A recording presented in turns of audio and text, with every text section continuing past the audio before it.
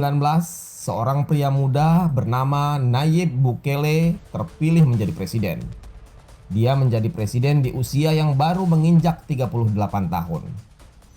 Nayib Bukele bukan tentara, bukan politikus, dan bukan bagian dari elit tradisional. Dia lahir dari latar belakang imigran Palestina yang tinggal di El Salvador. Dia besar sebagai pengusaha muda yang dekat dengan dunia teknologi dan media sosial. Karir politiknya dimulai pada tahun 2012 sebagai wali kota di kota Nuevo Cuscatlán. Lalu di tahun 2015 dia menjadi wali kota di San Salvador hingga tahun 2018. Gaya komunikasinya lugas dan tanpa basa-basi, sesuatu yang sangat langka dalam politik Amerika Latin. Ketika ia mencalonkan diri sebagai presiden pada tahun 2019, Bukele maju tanpa dukungan partai besar. Ia membangun gerakan populis anti korupsi dan anti oligarki. Dalam setiap kampanye, dia selalu menjual satu janji utama: membersihkan negara itu dari gangster dan kartel narkoba. Saat terpilih, Bukele sadar bahwa sistem yang ada tidak bisa diandalkan. Institusi penegak hukum sudah terlalu dalam dikendalikan uang suap oleh para gangster. Tapi Nayib Bukele percaya diri. Ia sama sekali tidak mencoba bernegosiasi dengan para bandit itu. Ia memilih untuk berhadapan-hadapan langsung, berkonfrontasi dengan mereka. Langkah pertamanya adalah merebut kembali kendali atas penjara yang selama ini justru menjadi pusat komando para gangster. Ia memerintahkan blokade penuh, memutus akses komunikasi, mengacak-acak sel tahanan, dan mengisolasi para pemimpin gangster. Para gangster pun melawan. Puncak perlawanan mereka terjadi pada 25 hingga 27 Maret tahun 2022. Ketika itu dalam waktu 3 hari, El Salvador dikejutkan oleh lonjakan pembunuhan massal. Sebanyak 87 orang tewas dibantai secara acak di jalan-jalan, pasar, dan rumah-rumah penduduk. Geng MS-13 dan Barrio 18 diduga melakukan aksi ini sebagai bentuk pembalasan dan teror psikologis terhadap pemerintah yang memperketat penjara dan membatasi akses komunikasi mereka. Tapi bukan Bukele namanya jika dia gentar melawan para kartel itu. Dalam waktu kurang dari 24 jam, Bukele mengumumkan status darurat nasional. Dia langsung mengerahkan militer ke seluruh kota. Razia besar-besaran dilakukan siang dan malam. Ribuan orang ditangkap dalam hitungan hari. Dia lalu memperketat penjara lebih ekstrim. Lampu dipasang 24 jam. Makanan dibatasi, hak kunjungan pun dicabut.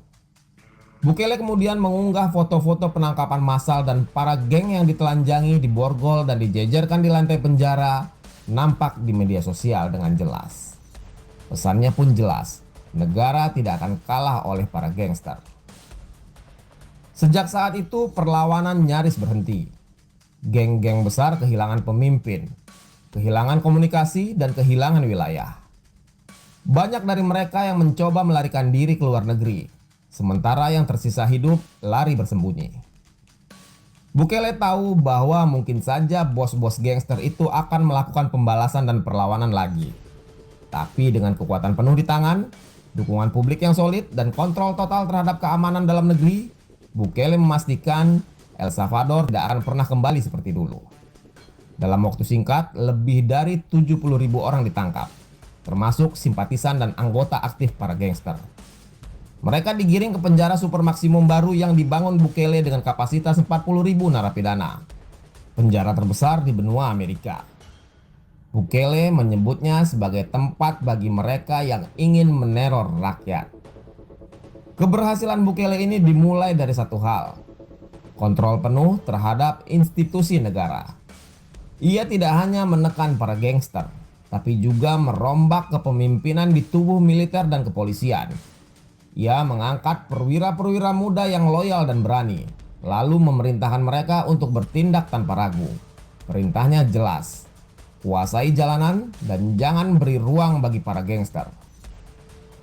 Dengan dukungan politik mayoritas di parlemen, Bukele bisa mengesahkan kebijakan darurat tanpa banyak halangan. Tidak ada kompromi, tidak ada negosiasi. Ini adalah perang total terhadap gangster. Berkat keberanian Bukele ini, kepercayaan diri para tentara pun perlahan pulih. Mereka mendapat perlindungan hukum penuh, logistik yang lebih baik, dan mandat langsung dari presiden untuk membersihkan El Salvador. Bukele menghapus ketakutan institusional yang selama ini membelenggu militer, yakni ancaman balik dari gangster dan resiko hukum jika bertindak tegas. Bukele bahkan mengizinkan militer menguasai zona sipil di sejumlah daerah, menjadikannya basis operasi permanen untuk patroli, pengawasan, dan penyergapan. Para prajurit yang dulu pasif kini justru menjadi ujung tombak dalam operasi pengejaran besar-besaran. Kartel-kartel itu mulai kehilangan kendali. Blok-blok kekuasaan mereka diruntuhkan satu persatu. Geng yang dulu menantang militer kini lebih memilih bersembunyi di hutan, di desa-desa terpencil, atau kabur ke luar negeri. Tentara El Salvador yang sebelumnya hanya menjadi simbol, akhirnya kembali menjadi alat negara yang nyata. Dan untuk pertama kalinya dalam puluhan tahun, warga mulai melihat kehadiran aparat bukan sebagai ancaman, tapi sebagai perlindungan. Di penjara ini, perlakuan terhadap narapidana sangat keras dan nyaris tanpa kompromi. Begitu tiba, para tahanan digunduli, dilucuti pakaiannya, diborgol, dan dipaksa berbaris tanpa alas kaki. Mereka duduk jongkok berjam-jam dengan kepala tertunduk, tangan di belakang tanpa boleh berbicara. Semua itu bisa disaksikan oleh dunia lewat video-video dan foto-foto yang sengaja dirilis oleh pemerintah. Ini adalah penjara yang dirancang untuk menghancurkan moral para anggota gangster. Bukan hanya sekedar untuk menghukum mereka. Mereka dikurung dalam sel berkapasitas 80-100 orang. Bukele menyatakan ini bagian dari perang total terhadap teror jalanan. Bagi pendukungnya, ini adalah cara satu-satunya untuk menyelamatkan